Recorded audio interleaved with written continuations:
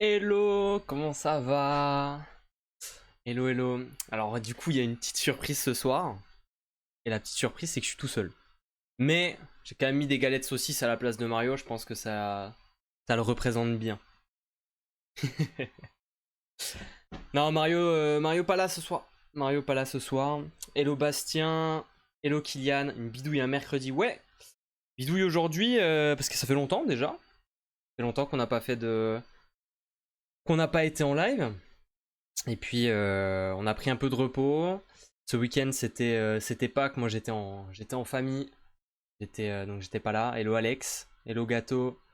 Donc voilà, du coup de retour ce soir. Alors sans Mario, pour vous la faire rapidement, il a une amie qui est hospitalisée et il doit s'occuper de ses enfants. Donc, enfin pas des enfants de Mario, hein, des enfants de l'ami.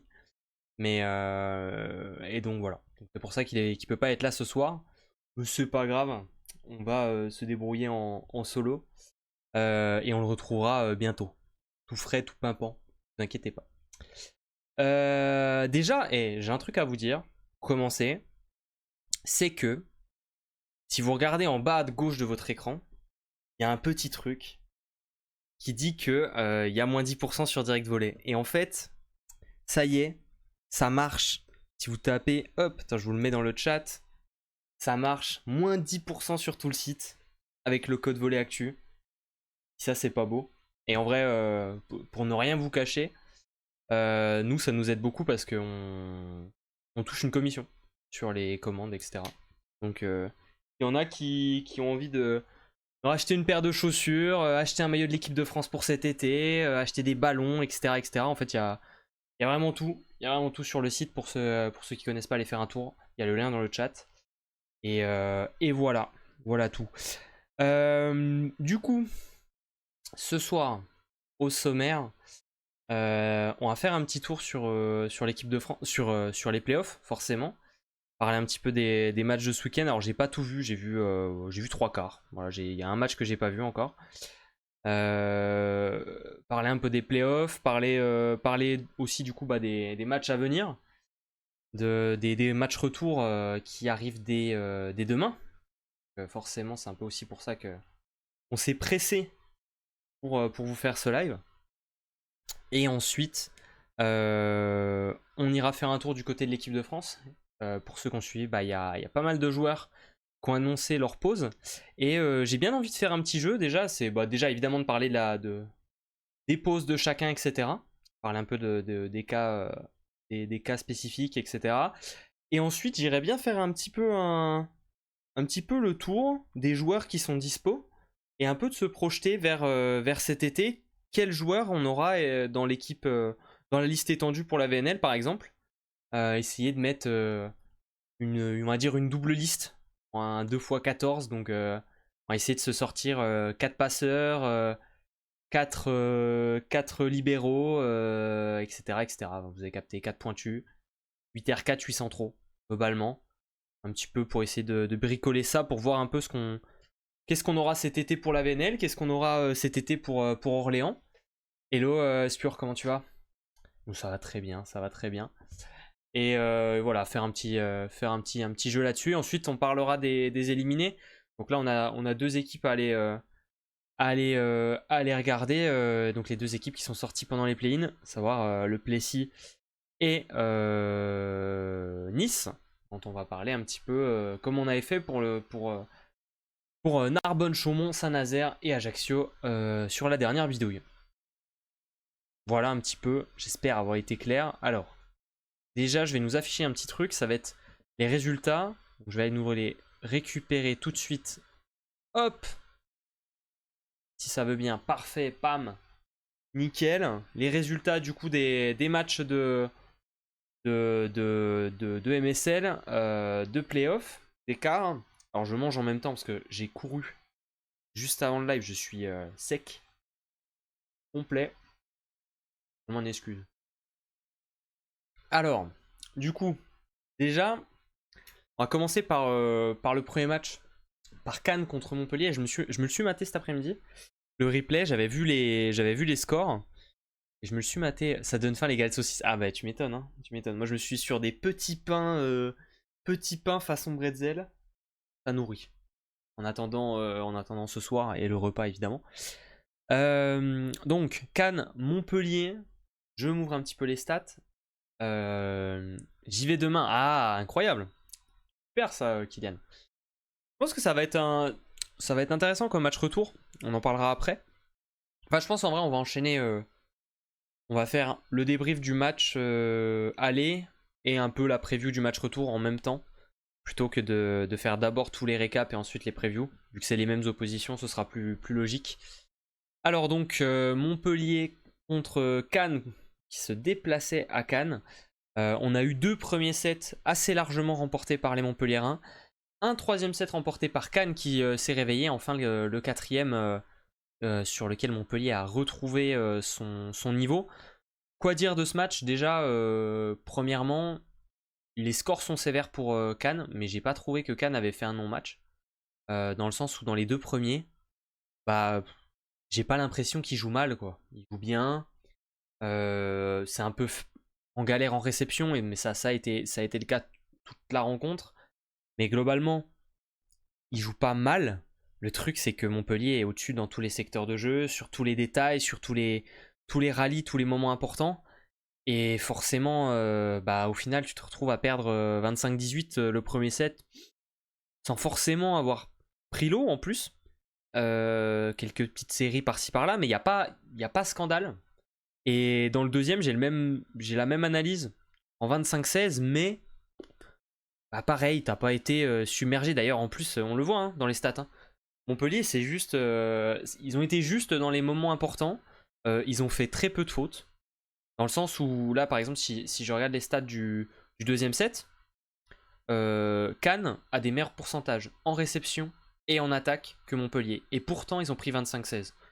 Donc, c'est pas déconnant, je trouve, le niveau cannois sur ce premier match. D'ailleurs, le troisième le montre bien parce que il joue parfaitement, il joue beaucoup mieux. Là où Montpellier a pas fort. Alors, il y a peut-être un petit relâchement du troisième, évidemment. Tu gagnes 2-0, tu te relâches un peu dans le troisième, c'est classique.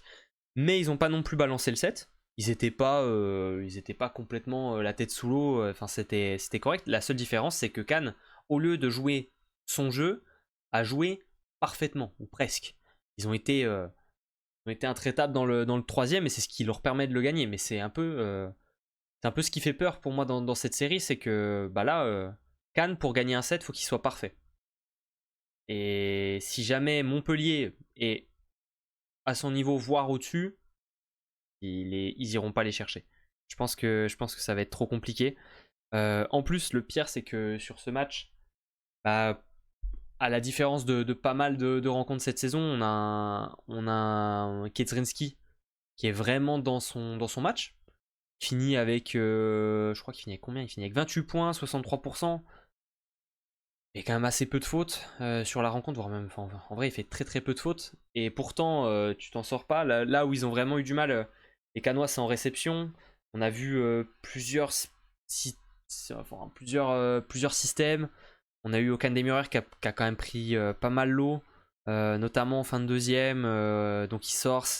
On met Luciano Massimino. J'adore Demirer, mais je sais pas s'ils auraient pas dû garder Massimino pour. Alors dans le troisième ça se passe bien, donc finalement ça donne raison au coach de remettre Demirourek. Et je pense que Massimino avait des bonnes armes à faire valoir dans ce match. Donc j'aurais bien aimé le voir un peu plus. Et après, les deux autres R4 c'était un peu compliqué. Ça a été un peu en dents de scie. On a eu du Kademar qui a parfois été dedans, parfois a pris l'eau. Noleto a plutôt été en dedans. Quand Movinkel est rentré, moi je pense que Movinkel aurait dû un peu plus jouer dans le sens où il rentre dans les 3 premiers et il joue le 4ème en entier.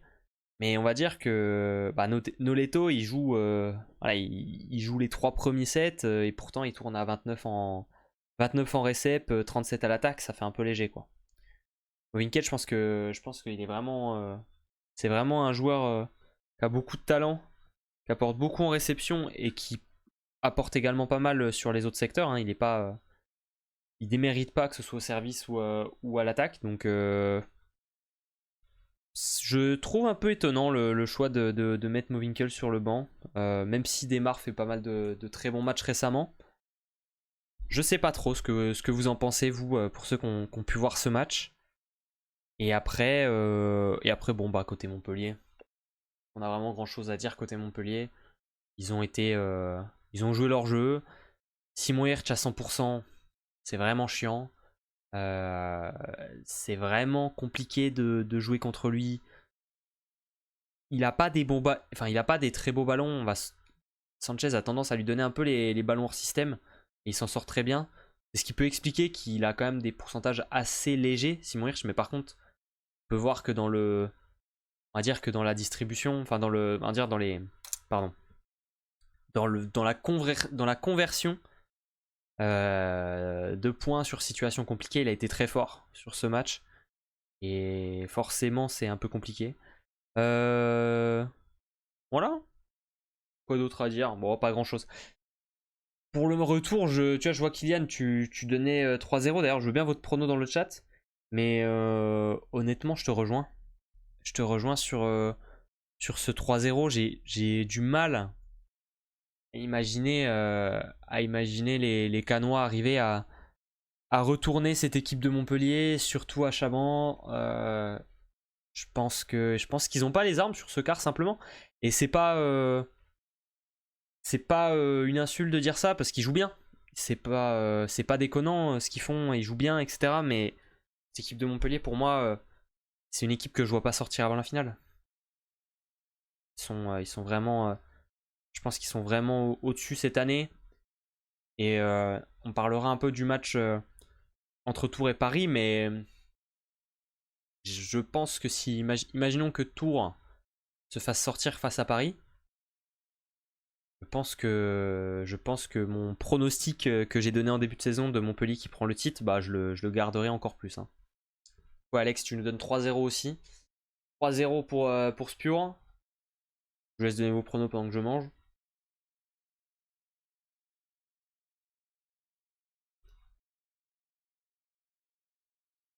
Mais ouais, cette équipe de Montpellier, je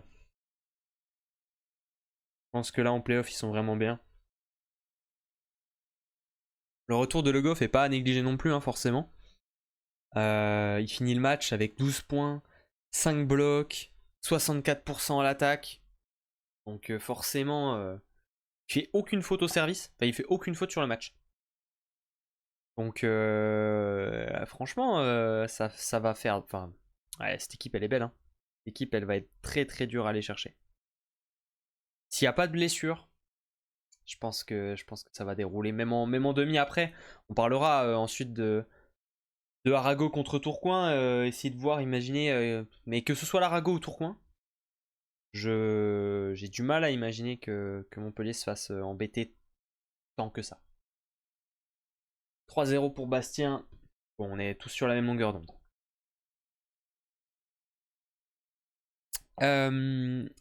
Match suivant. Toulouse-Poitiers. Alors ça, c'est un match qu'on attendait... Moi, personnellement, je ne m'attendais pas à ce résultat. Déjà, j'imaginais que Toulouse allait réussir à prendre le match aller à la maison. Si il le prenait pas, je m'attendais à ce que ce soit bien plus serré que ça. Alors, ce 3-0, il est sévère, il est dur. Mais finalement, je pense qu'il est plutôt logique. Poitiers, dans l'aspect tactique, a été largement au-dessus sur cette rencontre. Dans l'aspect mental aussi, ils ont été bien au-dessus de ce qu'a pu faire Toulouse. Alors oui, c'est serré.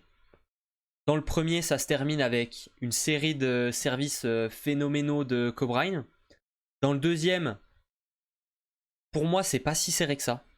C'est serré au début du set et après, dès le milieu, ça déroule déjà beaucoup. Et après le troisième, il n'y a plus match. Je suis d'accord avec toi dans le premier. Dans le premier, c'est vraiment serré. Toulouse est vraiment dans son match. Il n'y a pas de souci. Ils ont leur système. Ça réceptionne très bien. Ça attaque très bien. Wilson Silva, j'adore ce joueur. Il a été grandiose pareil pour Desrouillons dans le premier. C'était vraiment pas mal. En fait, ils ont lâché seulement le Money Time sur des très très bons services de l'ami Cobrine. Je sais plus exactement non plus, mais il y a peut-être l'entrée de... Ah non, Simon Gilles, il fait pas... c'est pas sur ce set là où il fait très très mal. Mais voilà, Poitiers il gagne ce premier à la fin. Par contre, dans le deuxième,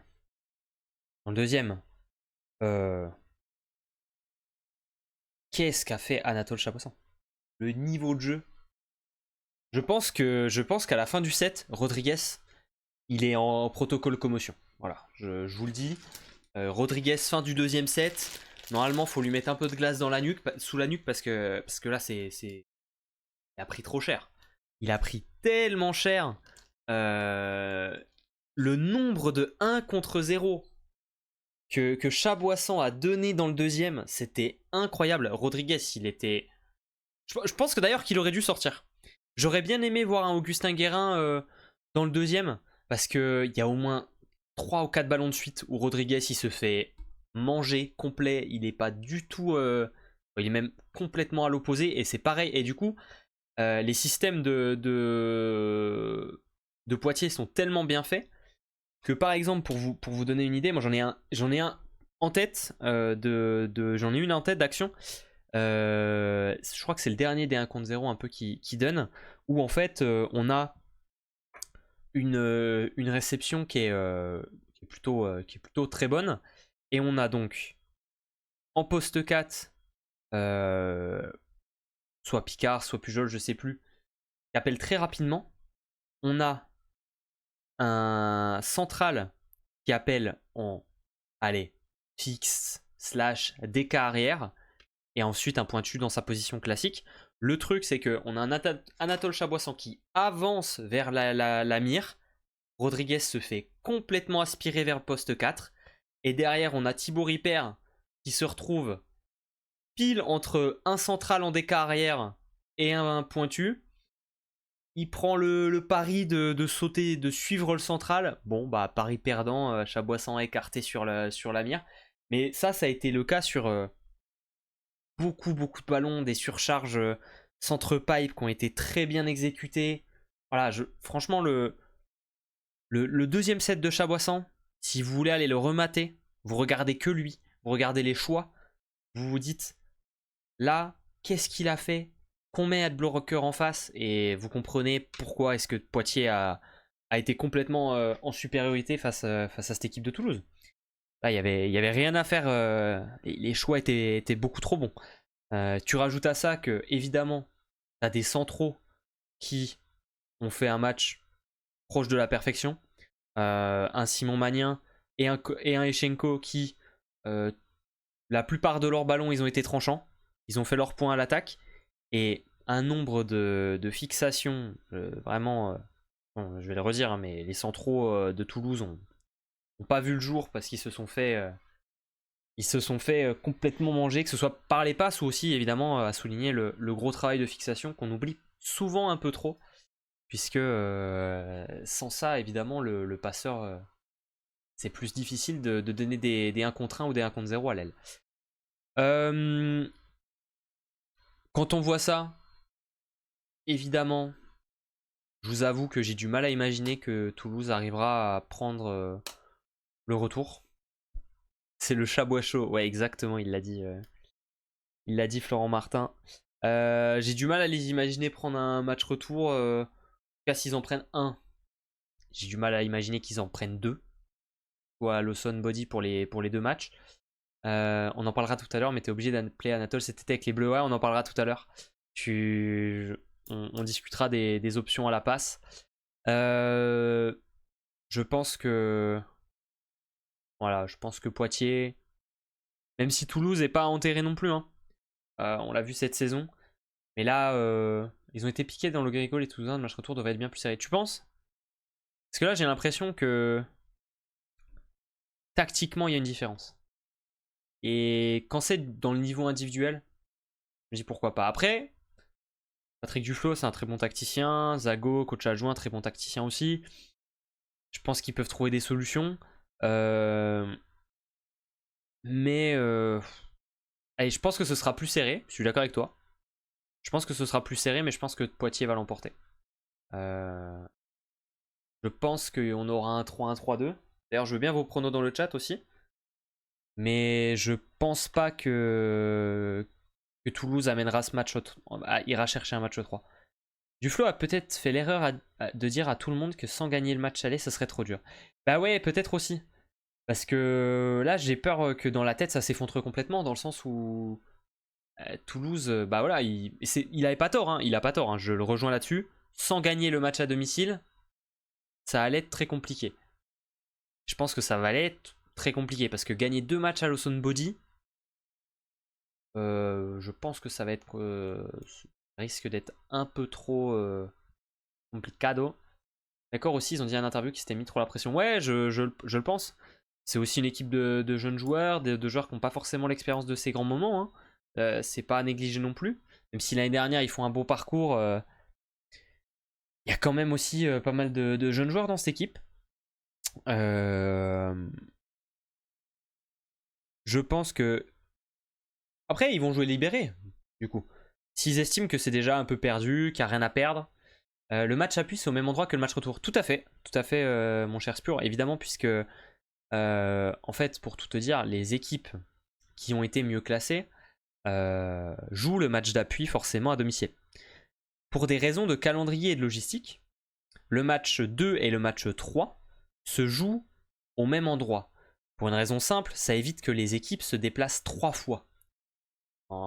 Imaginons, tu fais le match 1 à Poitiers, le match 2 à Toulouse, le match 3 à Poitiers. Bah, du coup, tu fais, ça te fait beaucoup d'allers-retours. C'est-à-dire que tu as Toulouse qui doit faire 2 fois l'aller-retour jusqu'à Poitiers, et Poitiers qui doit faire 1 fois l'aller-retour jusqu'à Toulouse. Alors que là, bah, tu as Poitiers qui viennent 1 fois à Toulouse, et Toulouse, ils vont 1 fois à Poitiers. Peu importe s'il y a 2 ou 3 matchs. Et aussi, du coup, ça permet, en termes de calendrier, bah, de jouer jeudi le match Comment, pardon. Le match 2, ce sera jeudi. Et le match d'appui, si je dis pas de bêtises. J'ai perdu la date du match d'appui, je me souviens plus si quelqu'un a la date. C'est lundi, non? Est-ce que c'est lundi le match 3? Pour ceux qui se souviennent. C'est samedi? Ah oui, donc voilà, donc raison de plus, oui, t'enchaînes. Tu fais jeudi et samedi. Donc forcément, ça... calendrier, en termes de calendrier, imaginez s'ils avaient dû jouer le jeudi à Poitiers et le samedi à Toulouse, quoi. Ça aurait été un peu complexe. En tout cas, ça aurait pas été fait comme ça et ça aurait été un petit peu galère. Voilà pour cette rencontre. Je vous lis dans le chat 3-0 pour Poitiers. 3-0 Poitiers, 3-1 Poitiers, 3-0 Poitiers. On est plutôt d'accord, je vous rejoins là-dessus. Donc c'est parfait. Passons au match suivant, match qui a déchaîné les foules. Match qui a déchaîné les foules, évidemment, Paris contre Tours. Avec... Je vois bien Toulouse accrocher un 2-3. Possible. Non, c'est possible. Moi, je vois bien un 3-1, 3-2. Je vais donner le tie-break. Mais ouais, je le sens bien aussi. Je pense que ce sera un peu plus serré quand même. Ils seront libérés. Et je donne Poitiers au-dessus. Match qui a déchaîné les foules, évidemment. C'était le deuxième match avec Mathyseno sous les couleurs parisiennes. Face à une équipe de Tours qui, juste avant le match, fait partie des équipes qui ont signé une lettre à la direction de la LNV quant à sujet de ce Joker. On le sait. Alors ça m'étonne d'ailleurs parce que on imaginait que Molotkov serait officialisé juste avant le match pour essayer de le perturber un petit peu. Ça n'a pas été fait. Peut-être que ce sera fait aujourd'hui ou demain pour l'embêter. On verra. Mais voilà. Paris a joué avec Mathyseno. Tours a joué avec Asparuhov. Un Joker des deux côtés, balle au centre. Moi j'ai envie de vous dire. On a déjà longuement parlé de ce système de Joker. Je ne vais pas revenir dessus. Je laisserai aller voir le replay de la bidouille il y a 2 semaines sur YouTube. C'est un système que j'apprécie très très peu, évidemment. Je pense que ça n'a pas lieu d'être. C'est dans les règles, les deux clubs l'ont utilisé. Voilà, ils sont tous en droit, on va dire, de faire ça. D'ailleurs, ça me fait rire aussi beaucoup quand même, je vais dire un petit mot là-dessus. De lire les commentaires sur sous nos publications quand ça parle des résultats de Paris et de Maticeno, de voir que beaucoup de gens qui nous suivent sont médecins. Et ça, c'est quand même, c'est quand même assez cool d'avoir autant d'experts en la matière, de gens qui ont pu examiner Tom Coops, qui ont pu également avoir les images évidemment de ces radios, de ces IRM peut-être, et qui donc peuvent nous donner un avis éclairé. Ça fait plaisir, voilà, d'avoir un public vraiment de spécialistes. Blague à part, voilà, je pense que quand même arrêter de remettre en cause tout ce qu'il y a à remettre en cause. Il y avait le président LNV sur le Poitiers Toulouse. Ouais, j'ai vu ça.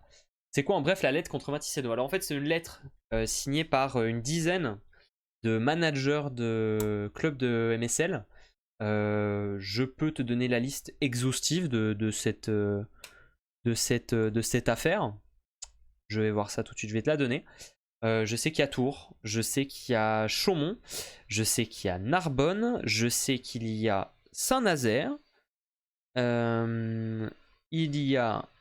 Tac, je descends encore. Je crois qu'il y a Tourcoing également. J'en suis à 5. Attendez, je retrouve le tweet. Eh ben, on en tweet des conneries, nous. Hein. 11 signataires sur 13. Ok, Fabien. Je crois que c'est 10. Mais alors, ouais, c'est 10. Tourcoing, Plessis, Saint-Nazaire, Narbonne, Poitiers, Arago, Nice, Cannes, Chaumont, Tours. 1, 2, 3, 4, 5, 6, 7, 8, 9, 10. Ouais, j'en ai 10. Donc en fait, ceux qui n'ont pas signé, bah Paris, évidemment. Ajaccio. Toulouse. Et il m'en manque un. Qui n'a pas signé. Cannes, non, Cannes, ils sont dedans. Cannes, ils sont dedans. Oublie qui. Plessis, ils sont dedans. Oh, évidemment qu'ils sont dedans, le Plessis.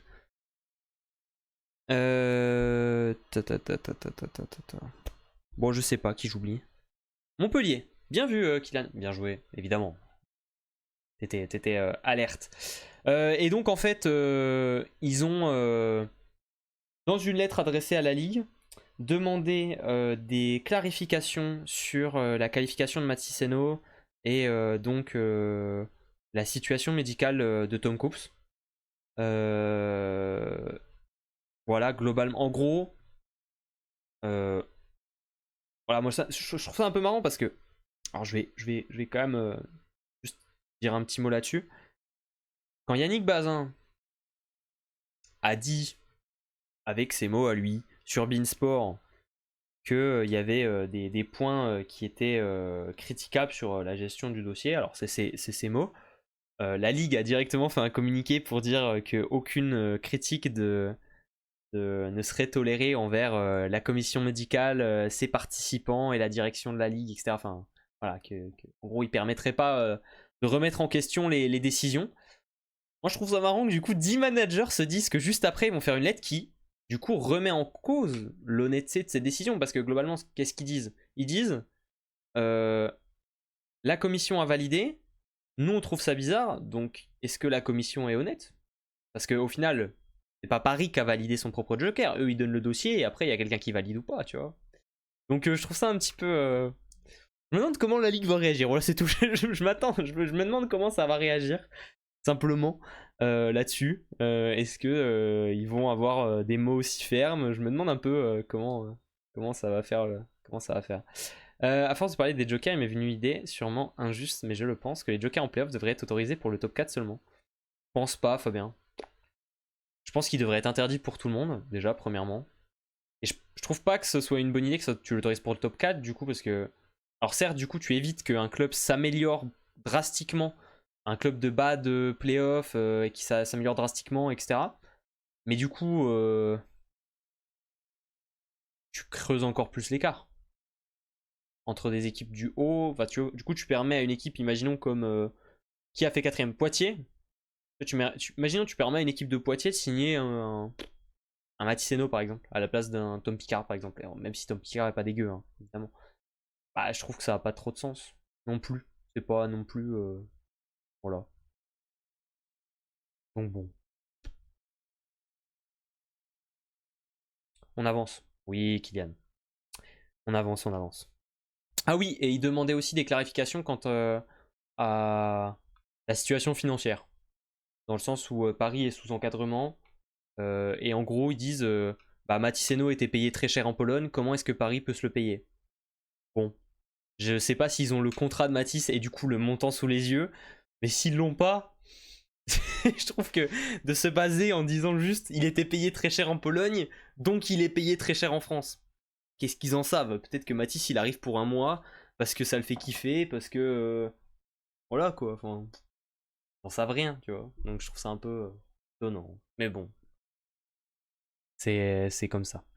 Bref, parlons du match. Parlons du match, du terrain un petit peu. Alors, j'allume la lumière parce qu'il faut faire un... Ah, je m'éclaire un petit peu. Parlons un peu du match. On a eu un très grand Vasily Monotkov, 28 points pour lui, un très grand Maticeno, 26 points pour lui, avec évidemment des pourcentages phénoménaux, 58% à l'attaque, 54% en réception, 3 blocs, 1 ace. Je suis contre les jokers et médicaux sauf Maticeno. Et on a eu aussi du coup un très bon Jérémy Mouyal qui a été élu MVP de ce match, quand même aussi à noter. Donc voilà, c'est plutôt pas mal du côté de cette équipe du côté de cette équipe parisienne qui a su bien se battre. On peut souligner évidemment que l'apport de Maticeno est significatif, mais il faut pas oublier non plus que depuis que Mauricio Paes est arrivé, Paris n'a perdu que 2 matchs. Un match contre Narbonne et le match aller des play-in contre le Plessis. Voilà, depuis une dizaine de matchs.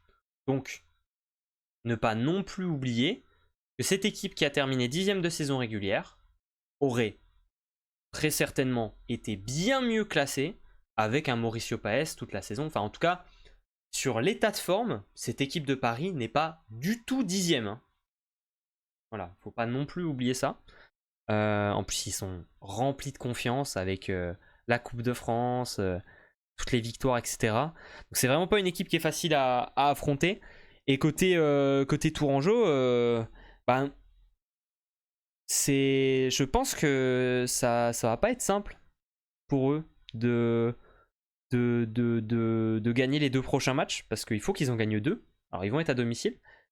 Moi, je pense que Paris va aller chercher la qualif. Que ce soit sur le premier ou sur le deuxième. Je pense que Paris ira chercher la qualification. Je pense que mentalement, ils sont au-dessus. Je pense que Tours a pas le... Déjà, il y a aussi un très clair manque de manque de rythme, manque de repères. C'est une équipe qui a quand même été beaucoup cette saison en délicatesse sur son système, avec beaucoup de changements, avec des blessures. Là, on a un Joker qui arrive et qui joue son premier match. Je pense... Voilà, moi je sais pas trop ce que vous en pensez.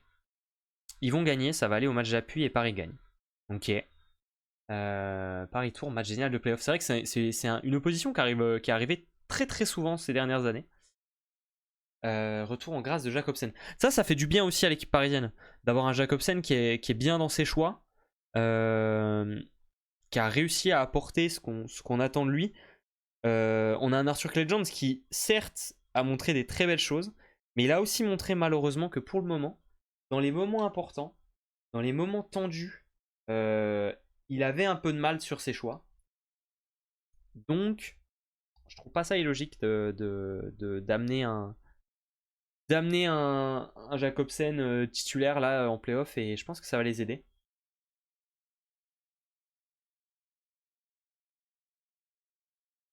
Attends, j'essaie de comprendre ce que tu dis, Bastien. J'imagine que tu dis est-ce que les 10 équipes auraient signé s'ils avaient pu signer en Joker un gars comme Limir? Ah non, pas du tout. Hein. On est sur, je pense qu'on est sur évidemment un très bel exemple d'hypocrisie dans le sens où, imaginons que ce soit, je sais pas, on va donner un exemple, mais le Plessis il récupère Maticeno et tu vois évidemment il signe pas, tu vois, logique. Enfin, dans la même situation, en fait, les clubs qui s'indignent auraient fait exactement la même chose. Donc c'est bien qu'il y ait un problème de système et qu'il n'y a pas un problème de dans ce cas de figure particulier, mais que c'est un problème plus global.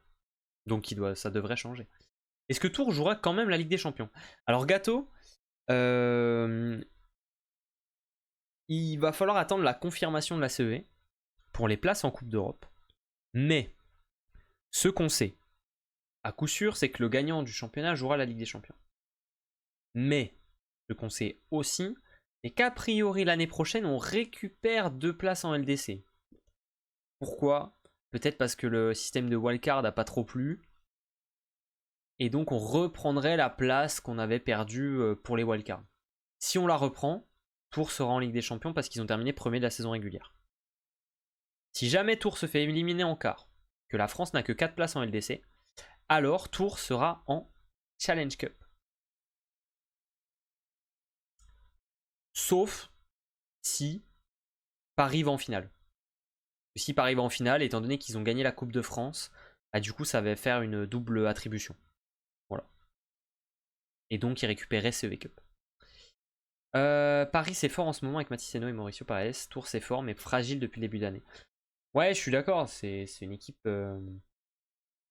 C'est une équipe qui a quand même été beaucoup en dents de scie cette saison. Je pense que la relation Koric avec d'autres de ses joueurs a pas aidé parce qu'ils n'ont jamais réussi vraiment à trouver le sur quel pied danser. Tu vois, on le voit, hein, Mouinovic qui tourne à 49% à l'attaque, c'est pas assez. Mouinovic il est capable de bien mieux que ça en fait. Donc c'est bien qu'il y a un problème d'un côté ou de l'autre. Mais étant donné qu'on pense qu'il est capable de bien mieux, et il l'a montré qu'il était capable de bien mieux, bah je pense que c'est la relation hein, avec la passe.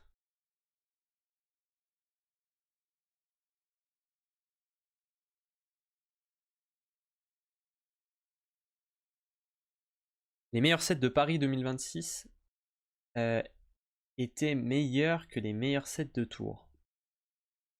Ouais, je suis d'accord.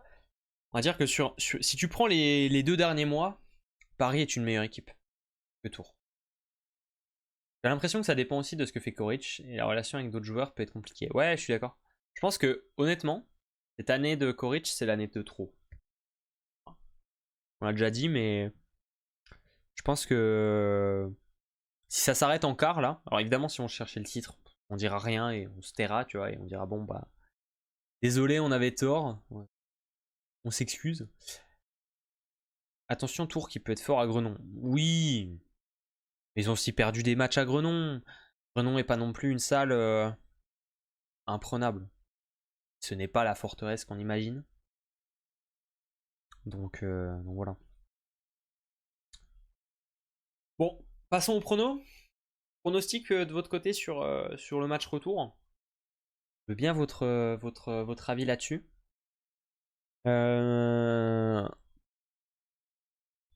Moi, je vais donner victoire de Paris. Je vais donner victoire de Paris sur le même score. 3-2 encore. Mais ça pourrait être pire. Moi, je pense que Paris, si jamais Paris prend le premier set, ce sera 3-0 ou 3-1 pour eux. Tour 3-2, tour 3-1, tour 3-2, Paris 3-2. Moi, j'avoue, je les sens bien.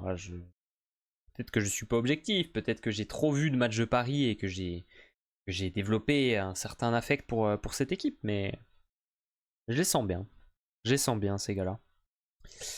Dernier match, qui est un peu une surprise dans un sens.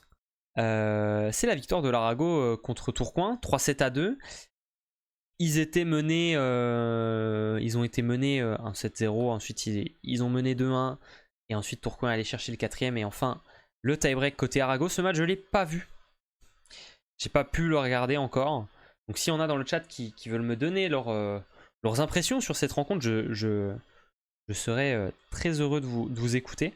Je sais cependant que Noah Martilla a fait un très bon match sur cette rencontre.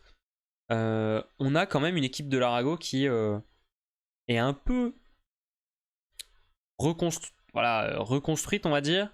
On a un Schlinger qui est sur le banc, Sablatnik qui joue tout le match. On a aussi eu un Jean-Marc Calato au centre qui... Zerba s'est blessé. J'avais pas vu ça. Victoire, c'est la victoire du parent. Ah, c'est pour ça que Calato est rentré. D'ailleurs, il n'a pas été déconnant de ce que je vois statistiquement. Est-ce que, Fabien, tu peux me donner des détails sur la blessure? Est-ce que c'est juste un petit truc? Est-ce que ça paraît grave? J'ai pas vu encore le replay, donc... Zerba, blessure 7-3 à 11-11. Ok. Et quoi, je vais me lancer le replay. Je vais aller regarder. Je vais aller très vite. Je me coupe le son. Et pendant que je vous lis dans le chat, vous me donnez vos impressions sur ce match. Je vais très rapidement. Chevet qui fait un petit coup à droite, ça pue. Alors attends, tu m'as dit 3ème set. 11-11. Oh, la LNVTV sur les matchs de l'Arago, c'est... La caméra, c'est compliqué. Hein. Ok, je suis sur le point. Ok, c'est un peu plus tard, du coup. Il est pas blessé, là.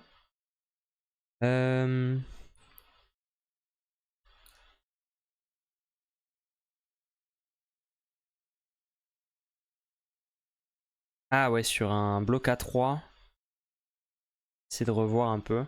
Ouais, peut-être, ouais, c'est à 12-12. Ouais, cheville droite. Ça peut, ils peuvent se remettre très vite. Hein. Alors c'est vrai que ça paraît compliqué d'imaginer que ça puisse jouer dès ce week-end. Mais la cheville, si les ligaments sont pas touchés ou que c'est pas cassé, ça peut être un truc de une semaine max, quoi. Bon, faudra attendre un petit peu les infos. C'est une blessure qui va faire beaucoup de mal à l'Arago, ça. Surtout qu'ils vont devoir jouer les 2 matchs à l'extérieur. Honnêtement, si Barou était pas en feu, au fond de nous, on se disait tous, bon, sans Zerba, c'est fichu.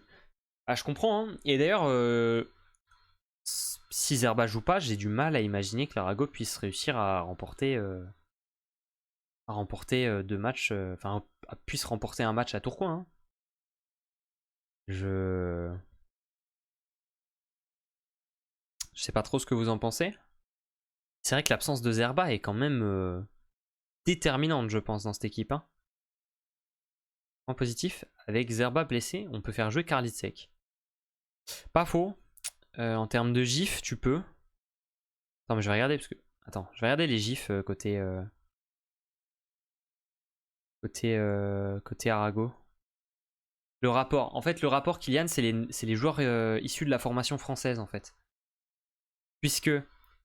Alors, attends. Je regarde un petit peu. Du coup. Parce que si tu joues avec Vander Hent, Trinidad. Alors, non, parce que De Leon et Gif. Pas bien. Ah oui, mais du coup, tu dois jouer avec. Oui, donc là, ça te permet de jouer avec Martilla, Karlitzek, Trinidad, Vanderent. Et. Parce que sinon, ton joueur GIF, c'est De Leon en fait. Ok. Ouais. Enfin, il faut un joueur français. Oui et non, Fabien, puisque tu vois, par exemple, De Leon, il n'est pas français et pourtant, il est issu de la formation française. Puisqu'il a joué assez de saisons en France, quelque chose comme ça. Et donc, c'est lui le GIF quand il est sur le terrain. Sinon, il y a Schlinger aussi. Hein. Il y a Schlinger qui peut être GIF, mais du coup, ça peut être compliqué. Mais là, ça te permettrait d'avoir une équipe avec Calato. Après, je sais pas exactement la règle. Parce que quand le central est sorti, est-ce que du coup, il compte encore comme GIF sur le terrain ou pas? Si quelqu'un a le détail parce que je trouve que c'est... Voilà, j'avoue que j'ai pas l'info exacte là-dessus. Si vous savez. Est-ce qu'il faut que le GIF soit dans le jeu ou bien dans les sets? Dans les 7 joueurs. Parce que si jamais il faut qu'il soit dans les 7 joueurs, ça change pas le problème puisque Calato sera sur le terrain qu'une rotation sur 2. Donc ça passe pas quoi. Donc ça passe pas. Mais bon, à voir.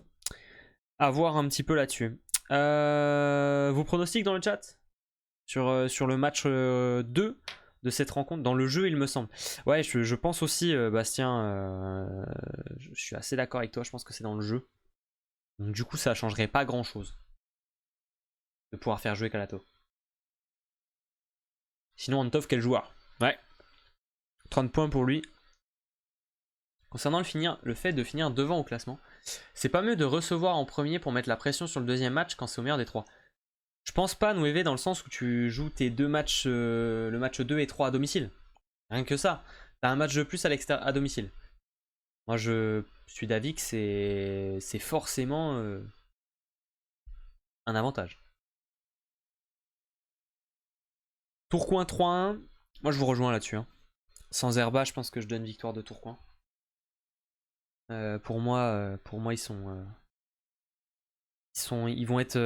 vont avoir plus de facilité à remporter ce match. Tourcoing 3-0. J'envoie un petit message, j'arrive. On reçoit des gens ce soir chez moi, donc.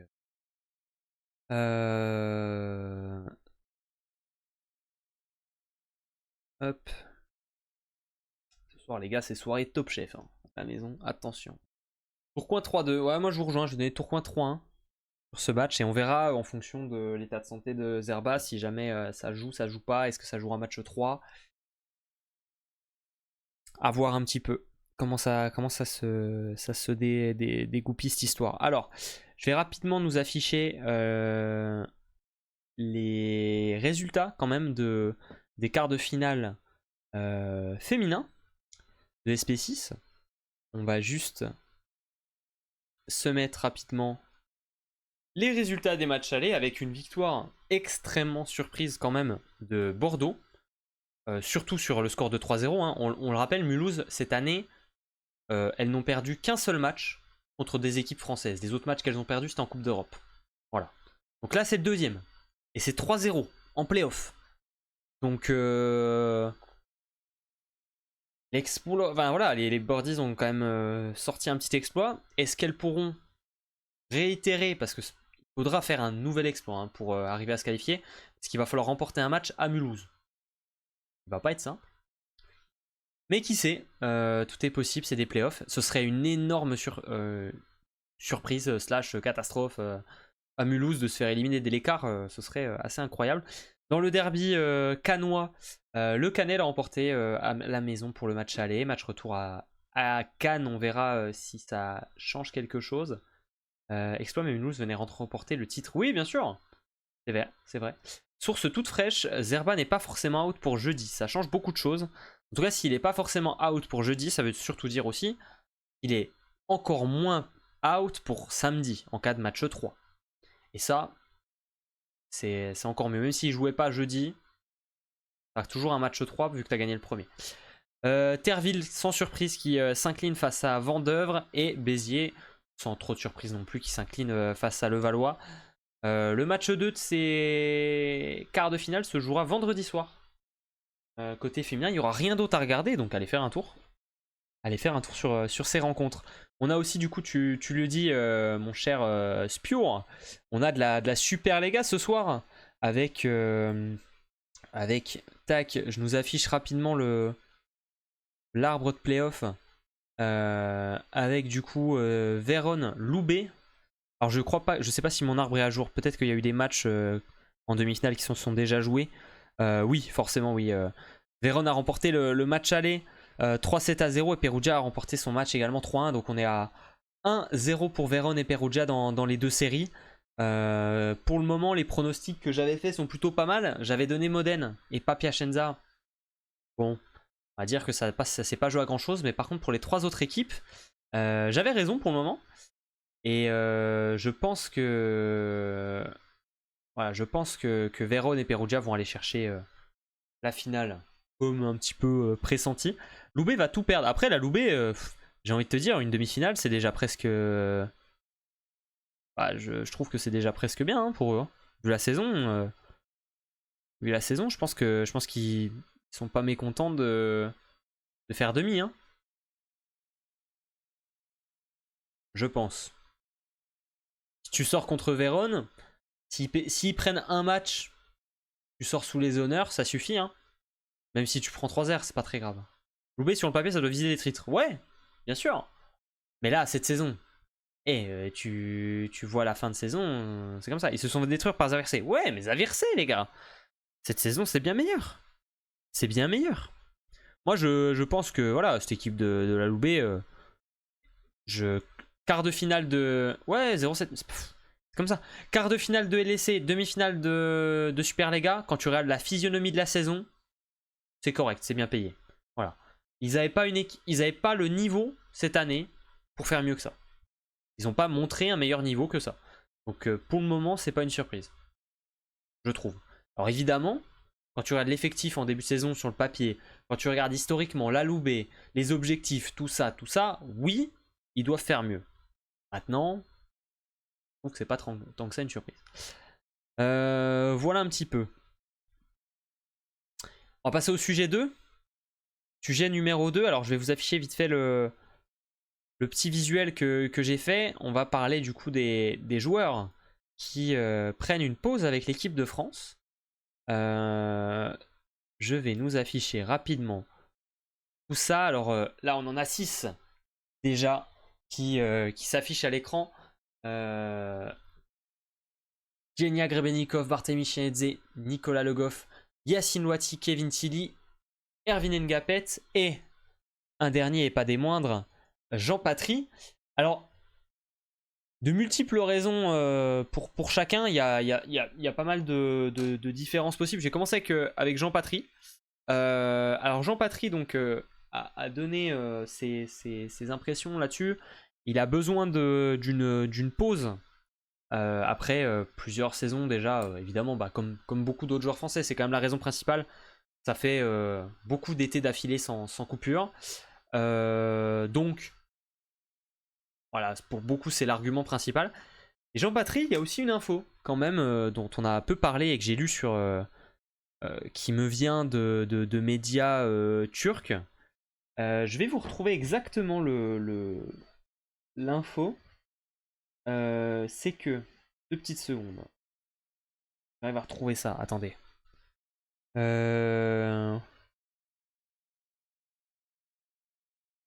Tac, je vais aller vous trouver ça. Voilà, j'ai retrouvé. Jean Patry, il a une condition médicale depuis quelques temps qui lui pose problème. Il a un... Alors c'est ce que je lis, hein, voilà. Il a un blépharospasme, ce qui s'explique par des contractions involontaires des paupières. Donc, c'est quand même un peu gênant. Et voilà, c'est quand même quelque chose qui a besoin voilà, il a besoin de prendre du repos et prendre soin de sa santé pour essayer peut-être de corriger ça, et on lui souhaite d'ailleurs d'arriver à retrouver ses capacités à 100%, enfin en tout cas déjà de ne plus avoir cette gêne, hein, parce que c'est quand même vraiment pas agréable, vous l'imaginez, hein, d'avoir les paupières qui se ferment toutes seules sans pouvoir le contrôler. C'est pas très agréable. Donc voilà, Jean Patry, voilà pour les raisons. Et ensuite pour les autres joueurs, alors on a quelques infos un petit peu détaillées pour certains, pour d'autres beaucoup moins. Je vais aller retrouver les détails. Alors, évidemment, je rajoute Benjamin Tonudi qui a décidé de prendre sa retraite internationale. Ngapet Grebenikov prévoit de revenir en équipe de France en 2027. Alors pour Grebenikov, je me fais aucun doute. Pour Ngapet, alors lui il aimerait bien, Je sais pas si en 2027... est-ce qu'en 2027, même s'il avait envie, est-ce qu'il serait appelé? Je sais pas. Je pense que la question se pose. Nicolas Le Goff, Kevin Tilly ont choisi de faire une pause sans exclure un retour à l'avenir. Donc pas plus de détails. Et Barthélemy Chinedze souhaite souffler après plusieurs saisons intenses, tandis que Yacine Ouati ressent également le besoin de s'accorder un break. Voilà, pour ces joueurs. On a aussi des joueurs quand même qui ont quand même eu des petits pépins physiques ces dernières années. Donc moi je comprends. J'aurais aimé qu'il... Je pense que si tu dois faire une pause, dans le cas où tu dois en faire une, bah c'est cette année, hein, parce que tu vas pas faire une pause sur les deux prochains étés, parce que l'été prochain c'est les points pour la qualif au JO et l'été d'après c'est les JO. Donc en fait, alors certes, du coup, un peu triste pour les gens qui auraient espéré voir la grande équipe à Orléans, c'est une chose, c'est dommage, mais il me semble avoir compris que il y aura peut-être encore de l'équipe de la VNL en France l'année d'après, donc voilà. Et ensuite, c'est un peu dommage pour l'Euro aussi, forcément. Parce que ça reste un trophée international à aller chercher. Est-ce que... voilà, quelle sera cette équipe de France? D'ailleurs, on va en parler. On va en parler. Je sors le petit carnet. Et on va faire poste par poste. On va faire poste par poste. Et on va aller donner nos avis sur l'équipe de France étendue. Alors, je vois dans le chat quelqu'un qui posait la question. C'est Spur sur Brizard. Brizard et Clévenot on dit qu'ils joueraient cet été. Donc pas de souci là-dessus. Je suis d'accord avec Noévé. J'aurais pensé que Clévenot se reposerait. Vu que, par rapport à tous les autres, voilà, Clévenot a quand même aussi essuyé pas mal de petits pépins physiques. Il a joué beaucoup et c'est un des seuls qui a joué l'été dernier toute la VNL, etc. Donc voilà. Un peu plus surprenant pour Babar. Ouais, je suis d'accord. Mais je crois qu'il a eu aussi des blessures récentes. Keita, ça donne quoi? Italie, France? Aucune info. Je pense que le dossier est bloqué ou j'en sais rien. On n'en sait rien, j'ai rien vu depuis un moment. Clévenot a beaucoup aimé être là avec les jeunes Landernais, mais j'en doute pas, c'est sûr. C'est sûr, il a beaucoup aidé. Alors, du coup, moi ce que j'ai envie de faire avec vous, c'est qu'on fasse une liste étendue entre nous, une liste de 28 joueurs. Donc c'est un exercice, voilà, ça va nous donner globalement une liste qu'on imagine de joueurs qui seront à la VNL à un moment donné, enfin des joueurs qu'on risque de voir pendant l'été, avec plus ou moins de temps de jeu. Mais voilà, on va aller large, on va faire une liste de 28. Donc il va nous falloir 4 passeurs, il va nous falloir 4 libéraux, il va nous falloir 4 pointus, 8 R4 et 8 centraux. On va le faire comme ça. On va essayer de caler un peu tout le monde. On va commencer par les passeurs. Alors déjà évidemment, on le disait tout à l'heure, on a Antoine Brizard qui fera partie de cette équipe. Donc évidemment, Antoine Brizard il est dans les 4. On est d'accord là-dessus. Ensuite pour moi il y a une évidence, Amir Tiziwalou, il est dans les 4. Et je pense même qu'Amir Tiziwalou, voilà, cet été, c'est le numéro 2. On va le voir beaucoup je pense. Et avec beaucoup de responsabilités. Oui, je pense que vous êtes d'accord avec moi. Et après je pense que là il y a évidemment beaucoup plus de débats sur 3 et 4. Je pense que Chaboissan, avec la deuxième partie de saison qu'il fait, il était appelé l'été dernier. Il est monstrueux. Je pense que Chaboissan, il est dedans. Pour moi, Chaboissan, il est en 3. Tonuti, non. Tonuti, retraite internationale. Donc pas de Tonuti. Et après, c'est difficile. Je trouve que ce quatrième passeur, si on doit en sortir un, je pense qu'il est beaucoup plus compliqué. Bastien, quand tu donnes Gilles, déjà, quel Gilles est-ce que tu anticipes? Je pense que c'est déjà une question.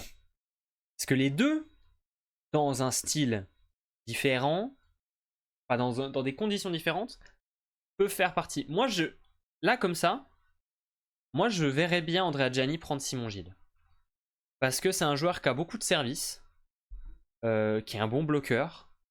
Et on sait que Andrea Gianni, il préfère intégrer des jeunes joueurs pour leur permettre de goûter à cette équipe de France, de prendre de l'expérience, etc., que d'intégrer des joueurs qui ont déjà un peu plus avancé dans leur carrière. Et un joueur comme Thomas Gilles, malheureusement pour lui, je me dis que c'est peut-être déjà un peu tard. Paes, en termes de niveau de jeu, oui. Le problème, Spure, avec Kylian Paes, il est dans le relationnel et dans les expériences précédentes. Et il me semble, de ce qu'on m'a raconté, que ça s'était pas très bien passé du côté du groupe France quand il a fait partie de l'équipe. Donc, je sais pas si... voilà, je suis pas sûr que Kylian Paes retrouvera l'équipe de France tant que c'est Andrea Gianni en fait. J'ai un peu l'impression que il y a un peu une sorte de... Ouais, de truc un peu à la manière d'un alors dans d'autres conditions hein, mais un peu à la manière d'un Benzema avec l'équipe de France quoi, en mode oui il est très bon mais il y a eu des trucs à un moment donné et peut-être ça a pas plu et voilà. Alors je parle évidemment, j'étais pas là hein, j'étais pas dans le vestiaire donc je mets des guillemets et attention. Alors un retour de Cork qui a fait une belle saison. Bah presque ouais. Moi je pense que j'hésiterais presque entre un Simon Gilles pour le côté jeunesse, etc. Ou bien un Raphaël Cork qui fait une très belle saison et qui apportera de l'expérience pour accompagner. Après, est-ce qu'il y a besoin d'accompagner un Chaboissan et un Amir? Tu vois? Parce que s'il y avait eu un très jeune espoir que tu as besoin d'accompagner, peut-être. Ça me ferait plaisir de revoir Raphaël Cork en équipe de France. Est-ce que ça va être dans la DA de ramener un joueur aussi âgé qui est plutôt vers la fin que vers le début? Un joueur que tu verras pas dans tous les cas ces prochaines saisons. Il n'y a pas une marge de progression, il n'y a pas un joueur à potentiel où tu te dis, bah voilà, là je pense que l'idée cet été c'est de développer des joueurs pour prendre des gens pour les JO en 2028. Le corps il rentre pas là-dedans. Après, est-ce que tu as besoin de lui pour faire progresser d'autres joueurs? Ça, pourquoi pas? Je pense pas que c'est le choix qui va être fait. Je pense pas que c'est le choix qui va être fait. Moi, honnêtement, je prends Simon Gilles. Je prendrais Simon Gilles en quatrième. Mais j'aime bien l'idée Raphaël Cork auquel j'avais pas trop pensé. Et c'est pas dégueu. J'aime bien. Est-ce que vous avez d'autres noms qui viennent en tête? Moi, j'avoue qu'à la page, j'ai pas d'autres noms qui pourraient me venir en tête. Un peu le tour, mais je crois pas. Hein. Déjà, évidemment, des passeurs français à l'étranger, on a fait le tour. Et après, en France, pas 15 000 non plus en plus. Donc, non, ça doit être à peu près tout.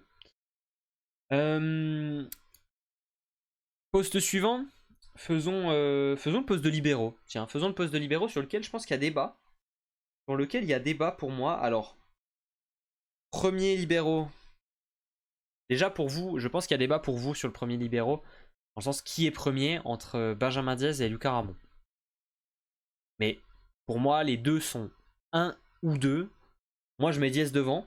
Je trouve que, et je l'ai déjà dit, je pense que Diaz est meilleur. Je pense que Diaz a plus de réception, a plus... Guillaume Respond en passeur. Oui, aussi on peut. Clen Jones aussi, tiens. Mais je trouve que moi, je mets Diaz devant Ramon, toujours. Je continue. Après, en 3 et 4, là, honnêtement, j'aimerais beaucoup qu'on puisse voir Corentin Félu. Moi, j'aimerais beaucoup qu'on ait Félu. Je sais pas si c'est le choix qui va être fait, mais j'aimerais beaucoup que ce soit fait. Je pense qu'il y aura Loubert. Loubert a déjà fait partie de ces listes. Loubert est quand même... En fait, je pense que, honnêtement, pour moi, sur 3 et 4, je pense que Loubert est 3. De par son expérience, de par il a déjà été dans les listes et tout. Je pense que Loubert est 3. Et après, je sais pas trop parce que je pense qu'il y a débat entre Enzo Lopez et entre Felu. Moi, je pense que Felu mérite. Mais philosophiquement, est-ce que t'as pas envie de donner de l'expérience à Enzo Lopez? Je pense que je donnerais du mérite à la saison de Felu, et en plus ça fait 3 saisons qu'il est monstrueux. Je pense qu'il mérite vraiment. Et à Enzo Lopez, oui, il a très bien marché cette année, mais il a très bien marché dans une équipe qui n'a pas fonctionné. Je crois d'ailleurs qu'Enzo Lopez... Est-ce que Enzo Lopez a toujours... Enzo Lopez peut jouer avec l'équipe de France jeune cet été. Prendra encore son expérience. Il est très jeune, Enzo Lopez, hein, il a que 19 ans. Hein. Donc, je pense que Enzo Lopez, il fera partie des stages. Les stages d'avant, les stages de prépa. Et je pense pas qu'il est... C'est pas lui... Pour moi, je pense que Felu est 4. En tout cas, ce serait méritant. Ce serait pas choquant que ce soit... Felu. Pardon, que ce soit Lopez, mais j'aimerais bien que ce soit Felu. J'aimerais bien que ce soit Felu. Je sais pas ce que vous en pensez, vous, dans le chat. Qu'est-ce que... Vous prenez qui, vous? Prenez qui dans vos 4? Bastien, il prend Diez, Ramon, Loubert, Lopez. Bastien. Kylian, il prend Felu et Loubert. Ok. Bastien aussi. Ouais, je pense je pense que ça le fait. Ça le fait. Je pense que c'est pas... Spur, tu prends Felu, toi. On est tous d'accord sur les 3 premiers, quand même. Et après, je pense qu'il y a débat. On va faire le dernier poste où il n'y a que 4 joueurs, en théorie. Enfin, voilà, dans une liste un peu comme ça. On va faire le poste de pointu. Alors, le poste de pointu, on a évidemment Théophore, numéro 1 cet été, et j'attends vraiment avec impatience de le voir. 100%, c'est lui, le numéro 1. Il nous a fait une saison de fou, avec les responsabilités, etc. Je suis vraiment curieux de comment est-ce qu'il va perf et tout, et je pense que ça peut être très très très fort. Sans mauvais jeu de mots. Pour moi, le numéro 2, c'est Ferral. Il est très bon cette année, encore en Italie. Il a réussi à s'imposer dans un club comme... Non, Nueve, on parle des pointus, pas des R4. Attends, ça vient, ça vient. Moi, je prends Ferral en 2. Et après, il y a débat. Et je pense qu'il y a déjà débat après pour 3 et 4. Pourquoi il y a débat? Parce que moi, je pense déjà... En fait, déjà, il y a le sujet Boyer. Je suis d'accord avec toi. Spur, il y a le sujet Boyer. Est-ce que Boyer revient en équipe de France? Moi, je pense, même si je suis pas un immense fan de Stéphane Boyer, je pense que ce serait quand même bête qu'il soit pas là. Mais en fait, le truc aussi, c'est est-ce que En fait, parce que le truc, c'est la VNL, c'est une chose. Mais globalement, qu'est-ce que tu as en fin d'été? C'est l'Euro. Et à l'Euro, tu prends que 2 pointus. Donc, si tu te dis à l'Euro, sauf cas de force majeure, mon duo c'est Fort et Ferral, bah du coup, est-ce que t'as pas envie de garder les 2 autres places de pointus pour des jeunes joueurs que tu vas développer pendant la VNL? Dans une interview, il avait dit qu'il serait prêt pour le dev si besoin. Ah oui, il est prêt, mais après, est-ce qu'il va être appelé? Moi, honnêtement, je pense qu'il le sera. Je pense qu'il le sera. Ça ferait sens qu'il y soit. Mais s'il y est pas, je comprends le choix également. On a tourné la page et on intègre d'autres joueurs. Je comprendrais. Mais je trouverais ça logique qu'il y soit. Voilà, quand même. 4ème, pour moi, là, il y a 2 possibilités. Et je vais vous les donner. Il y en a 3, pardon. Pour moi, j'en ai 3. La première, c'est celle qui avait été faite l'année dernière, c'est Henri Léon. Très peu de temps de jeu cette saison, mais il avait été là l'été dernier. La deuxième, c'est De Rouillon. Pourquoi pas? Pourquoi pas Pierre Desrouillons à la pointe? Moi, je trouve que ça a du sens. Ensuite, le troisième pour moi, et là, je pense qu'il y sera, mais je sais pas si c'est à la pointe ou en 4, c'est Ili Reynaud. il a montré que là, vraiment, à la pointe, il était très fort avec Lublin. Donc pour moi, ça aurait du sens de le prendre pour le faire jouer à la pointe. Slash, il peut jouer en 4 aussi de toute manière. Mais est-ce qu'on le met pas un peu de côté et on le prend en 4? Parce qu'en vrai, en 4, il y a de la place et je pense qu'il sera... pour moi, il sera dans le groupe, que ce soit en 4 ou à la pointe. Si vous êtes d'accord avec moi, on va mettre Idi Reno poste 4. Et comme ça, ça nous laisse une place pour prendre un pointu. Après, il y a des joueurs, on suit pas trop leur saison. Lawani, Winkelmüller, Jean-Lys. Bah, Lawani, c'est de la 2ème division. Je pense pas que ce soit appelé. Winkelmüller, il a joué en Israël. C'est pas... Ça va, mais... C'est pas... Pardon, j'ai le ok. C'est pas un joueur, je pense, qui sera appelé. Et Jean-Lys... Il a eu un peu de temps de jeu du côté de Sestoszowa, mais c'est pas non plus la fête. Il n'était pas titulaire, quoi. Dans un club qui a été relégué en Pologne. Donc je pense pas. Moi, honnêtement, je vous le dis, j'aimerais beaucoup que Pierre Desrouillons soit dans cette équipe. Je sais pas, est-ce qu'il y a encore Hugo dans le chat? Est-ce qu'il y a encore Hugo, le Toulousain, dans le chat? Qu'est-ce que vous en pensez? Vous prenez qui en 4ème pointu? Est-ce qu'il y a des joueurs d'ailleurs que vous avez en tête que j'ai pas cité? J'en ai peut-être oublié. À la pointe. Je pense qu'un Jevin Wabala, malheureusement pour lui, va payer sa 2ème partie de saison, mais je pense qu'il aurait pu y être si jamais il avait fait une saison complète comme le début. Parce que vraiment, la première moitié, elle est incroyable. Pourquoi pas Pierre à la pointe, mais pas en 4? Oui, par contre, je suis d'accord. Je le vois bien à la pointe, oui. J'y crois pas, Desrouillons. Ok. Ok. Et tu prendrais qui, Spur? Du coup.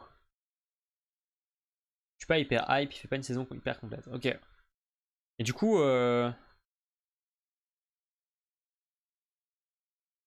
tu repars avec Henri Léon? Berriot, non, Bastien, Berriot, il a moins joué que Desrouillons à la pointe en fait. Tu regardes la saison.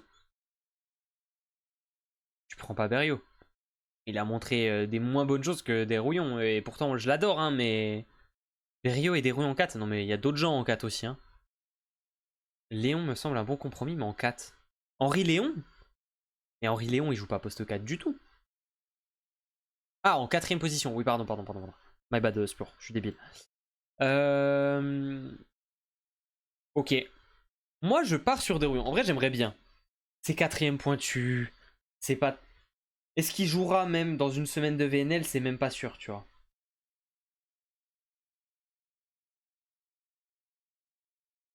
Mais bon. Moi, j'aimerais bien. J'aimerais bien Desrouillons.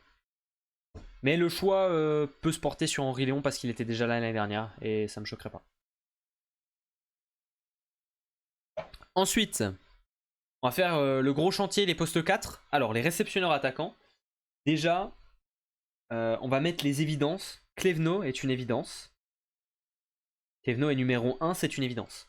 Ensuite, en numéro 2, il y a Mathyseno. C'est une évidence. Pour moi, Mathyseno est le numéro 2 cet été.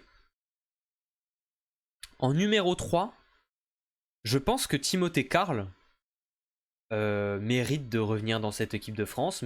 Loiti est en pause, Noévé. Timothée Carl numéro 3 pour moi. Moi, je mettrais Tim Carl en 3. Ensuite, je mettrais Potron. Il fait une très belle saison, Potron, à Belchatov. Potron 4ème. Pour moi, déjà, honnêtement, les 4 là, pour moi, c'est ceux avec lesquels tu pars à l'Euro. Clévenot, Hainaut, Carl, Potron, c'est ton quatuor pour l'Euro, je pense. Avec peut-être un petit ajustement sur entre Carl et un joueur qui aurait surperformé pendant la VNL, par exemple.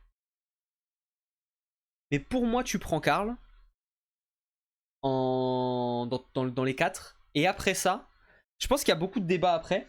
Je pense que Pujol doit être en équipe de France cet été. Il n'y a pas de doute là-dessus. Pujol doit y être. On a dit qu'on prenait Ili Reno parce qu'on ne le mettait pas à la pointe. Et Ili Reno, il fait une bête de saison. Je mets Ili Reno. Et là, il me reste déjà plus que 2 places. Et je vous jure que c'est chaud du coup. Hein. Parce que là, il reste déjà plus que 2 places. Et là, sur les 2 places, il y a plein de noms qui viennent en tête. Il y a Alexandre Strello. Il y a Noah Duflo. Il y a Nathan Canovas. En vrai, est-ce que j'en ai d'autres? Parce que là, j'en ai 3. Est-ce que j'en ai d'autres qui me viennent en tête? Est-ce qu'il y en a d'autres qui vous viennent en tête? Linel, Nueve, est-ce que tu trolls? Je pense.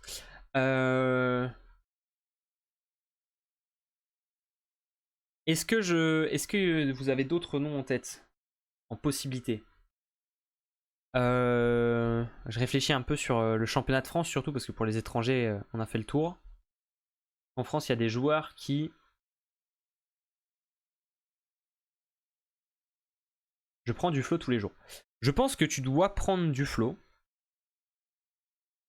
parce que c'est le joueur que tu veux développer dans tous les cas. Même s'il a peu joué cette saison, c'est une évidence. Il fait partie de ce groupe, c'est l'avenir. Il doit y être. Exactement. Et la dernière place, en vrai, pour moi, elle se joue entre Strello et Canovas. Et honnêtement, Strello était dans le groupe l'été dernier. Canovas, tu peux avoir Djokanovic. Non, en vrai, Bastien, il prendra pas de joueurs qui sont aux États-Unis. Il la faisait pas et il prenait pas Eli Reno. Il prendra pas Roure, alors que Roure est monstrueux. Il prendra pas Djokanovic, il prendra pas Sakanoko. Tant qu'ils seront aux États-Unis, je pense qu'il les prendra pas parce qu'il y a des joueurs qui sont très bons et qui sont en Europe. Donc, je pense pas qu'il y aura de joueurs du championnat américain dans ce groupe.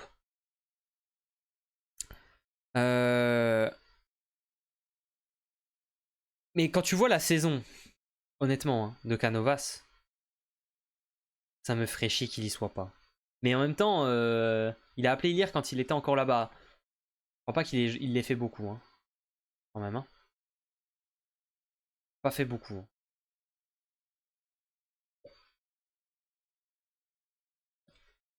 J'avoue que Roure c'est fort cette année en espérant qu'il vienne sur un championnat. Ouais, j'espère aussi parce que j'aime bien le joueur. Il est très fort. Trop de chef, avec plaisir. Faut prendre Canovas pour le récompenser, mais il jouera quasi pas. En fait, le truc, c'est que Canovas, c'est pas déconnant non plus, dans le sens où Canovas, il était au stage l'été dernier. Il était au stage d'avant VNL l'été dernier. Il était à Montpellier, au Krebs, avant la VNL. C'est pas non plus... Ça sort pas de nulle part, quoi. Il a déjà été dans les petits papiers. Quand tu vois la saison qu'il fait... Parce que le truc, c'est que Strello, ouais, il a fait... une bonne partie de saison à Cuneo, c'était pas horrible, c'est pas non plus immensissime, hein, ça va. Mais la première partie de saison à Tours, c'était pas ouf. Mais il était déjà là l'été dernier, Strello. Le truc, c'est que Strello, pour moi, c'est plus un profil pointu, et je continue de le dire, pour moi, c'est plutôt un profil pointu. Après, moi, honnêtement, je vais vous dire, moi, je vais mettre Canovas. Je vais noter Canovas. Parce que je trouve que ce serait bien de le prendre. Mais, dans une liste étendue, de toute façon, il y a des joueurs qui joueront pas. Et peut-être que dans la liste étendue, parce qu'une liste étendue c'est 30, nous on en met 28, ben le 29ème c'est un des mecs qu'on n'a pas mis là quoi. Genre c'est Henri Léon et Strello / Canovas. Par exemple. Mais voilà. Les centraux. On va se faire les centraux. Faut prendre Canovas, ouais, ok. Les centraux. Alors les centraux déjà, on va faire les évidences dans les joueurs qui sont évidents. Alors déjà on n'aura pas Chinese, nous n'aurons pas Le Goff. Par contre nous aurons Jouffroy. Jouffroy, il est là. J'espère que Mousseguay sera en forme parce que je crois qu'il y a eu blessure récemment. On va partir du principe que c'est bon. Et on aura Mousseguay. On aura évidemment François Betts, sans aucun doute. Alors j'avoue que les 3 premiers, j'ai pas forcément mis l'ordre exact. Hein. Je pense que Simon Magnin est dans les 8, sans aucun souci. Simon Magnin, il est là. En plus pour le vestiaire et tout, c'est cool. Je pense ensuite que Rurig... Ah, attendez. On va parler des cas Rurig, Pascal après. D'abord, on va mettre les jeunes. Parce qu'il y a des jeunes qui y seront aussi parce que c'est des jeunes. Par exemple, Cédric, il y sera parce que c'est un jeune. Même si sa saison est pas oufissime. Et je pense de la même manière qu'il y a Cédric, il y aura Yekbekedo en fait. Pour ce qu'il a montré à Yekbe Kedo. Il a montré à Piacenza. Pour moi, il y a Yekbe Kedo en fait. Est-ce que tu prends Okeamare? Pourquoi pas? Pourquoi pas? Mais je suis pas sûr que tu prendras et Okeamare et Yekbe Kedo et Sedik. Pour moi, t'en prends 2 sur les 3 peut-être. De ces mecs-là. Dans le sens où on est sur des très jeunes joueurs. C'est des joueurs qui pourront jouer cet été avec les jeunes. 19 ans pour Mare, 20 ans pour Sedik. Et Yekbe Kedo, ça va être 19 aussi. Il a combien? Il a 19 ans, ouais, voilà. C'est des joueurs qui joueront cet été dans tous les cas avec les jeunes au pire. Je pense pas que tu prennes les 3. Moi, je verrais bien Yekbe Kedo, je verrais bien Sedik. Mare, il sera au stage. Je sais pas s'il sera dans les 28. Enfin, je sais pas s'il est dans les 8. Parce qu'en fait, moi, j'aimerais donner... Honnêtement, hein, je vous le dis, hein, pour moi, Rurik et Raphaël Pascal, ils doivent être appelés. Parce que c'est des joueurs qui, certes, ne sont pas des joueurs de 20 ans. Rurik, il a 25. Et Raphaël Pascal, il a 29. Mais Rurik, pour moi, il doit y être à 100%. 25, c'est pas vieux. 25, il rentre dans son... Il montre qu'il a vraiment un niveau... un très haut niveau. C'est pas parce qu'il n'a pas été intégré ces derniers étés que il doit pas y être maintenant. Pour moi, Rurik, il doit y être. Après, Pascal, oui, il y a plus débat, je pense, parce qu'il est plus âgé, il a 29 ans. Et donc, est-ce que tu prends Raphaël Pascal? Je sais pas si tu prends Raphaël Pascal. Parce que ça a marché dans un collectif comme le Plessis, parce que c'est un meneur d'hommes, mais est-ce que t'as pas besoin un peu de ce genre de joueur? Parce que tu vois, on parle de postes dans lesquels là au centre, elle est où ton expérience? Il y a Jouffroy qui a de l'expérience. Il y a François Huetz, Moussé Gay qui en ont un peu et encore, tu vois, parce que ça reste des jeunes joueurs.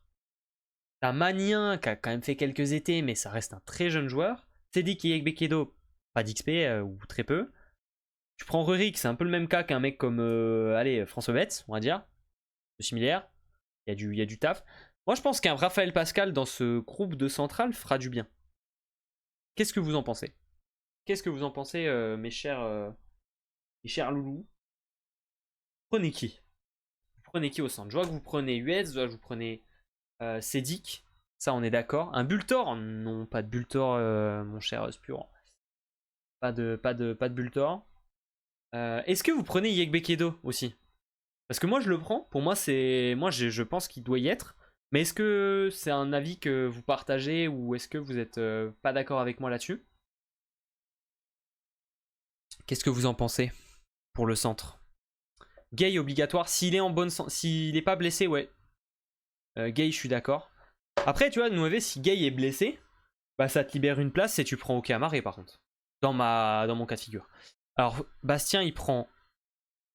Bastien, t'as la même ligne. Ouais, Bastien, il a. Ah, tu prends Ibrahim Touré. C'est vrai qu'Ibrahim Touré, belle saison aussi, mais je suis pas sûr que ça suffise. Je sais pas. Tu prends Ibrahim Touré quand même. Et du coup, toi, tu prends pas qui que j'ai mis? Tu prends pas. Bastien, t'as oublié un mec qui s'appelle Quentin Jouffroy. Tu prends pas Jouffroy, Bastien?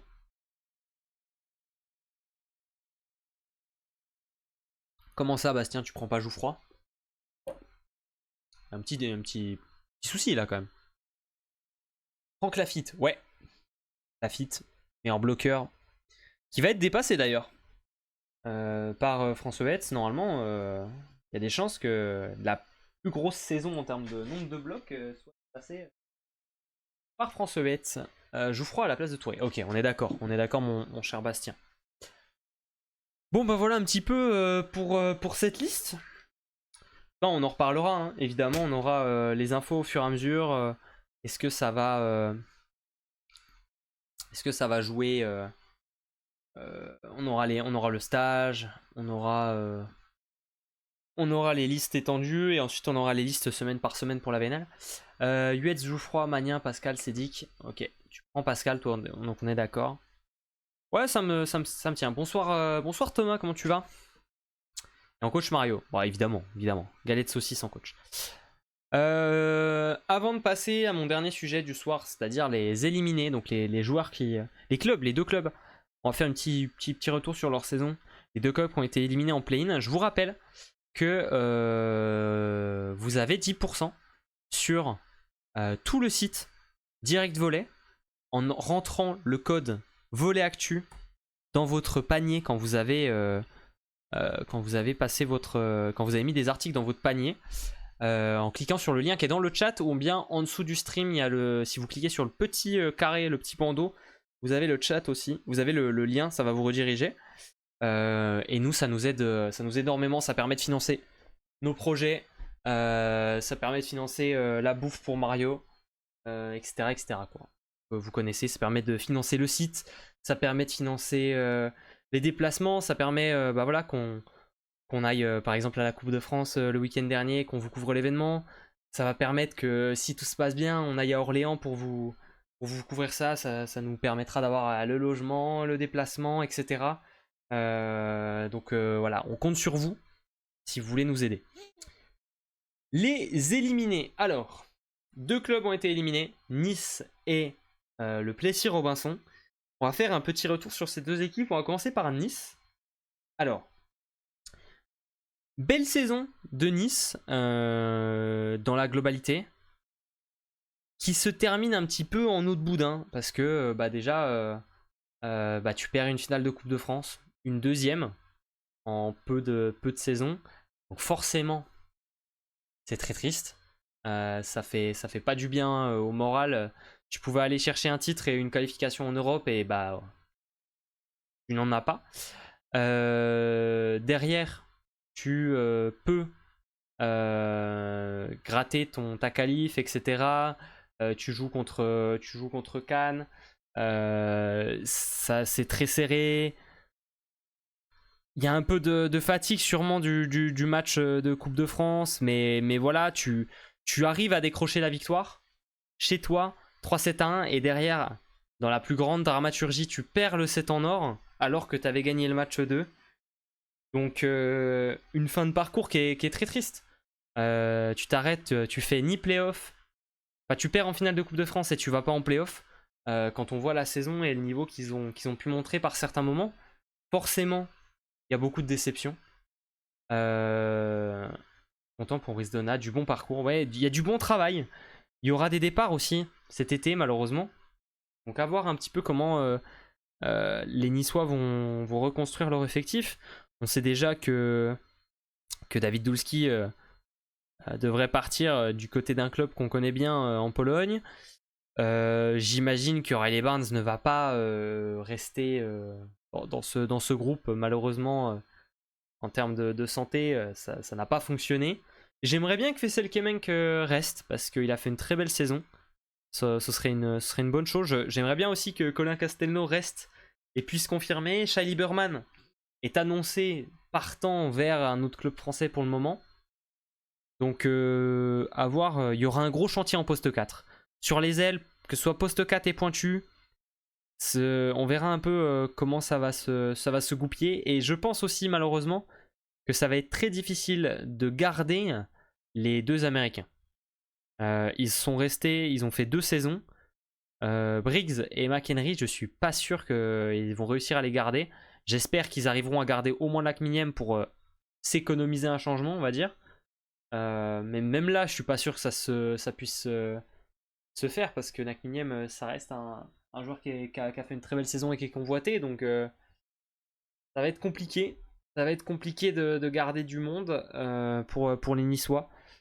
Mais voilà, on conclut encore une saison bien menée par Risdona avec des belles choses, des jeunes joueurs qui se développent bien. On voit un club qui, malgré ses moyens, arrive à construire comme il faut, à faire les bons choix, à faire les bons ajustements. Donc c'est bon signe. C'est bon signe. Ça recrute bien, ça coache bien, ça a l'air bien géré.